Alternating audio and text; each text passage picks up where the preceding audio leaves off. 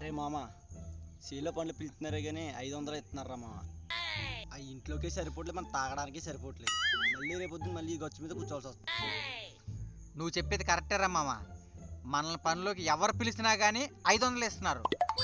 ఈసారి మన పనిలోకి ఎవరు పిలిచినా కానీ 1000 రూపాయలు అడగాల, వదలకూడదు మనం.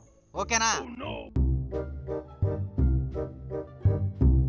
బాబు, మధ్యాహ్నం భోజనం పెట్టి 500 కూలీ ఇచ్చి పనిలోకి వస్తారా?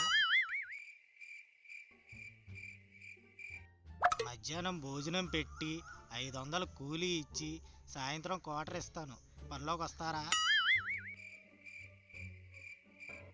ఏమండి వాంటర్ గారు, ఇక్కడ ఎవరు పనిలోకి వచ్చేలా లేరు కానీ ఆ ఇద్దరు ఆడవాళ్ళని పెట్టుకుని నేను అక్కడ పనిచేసేది.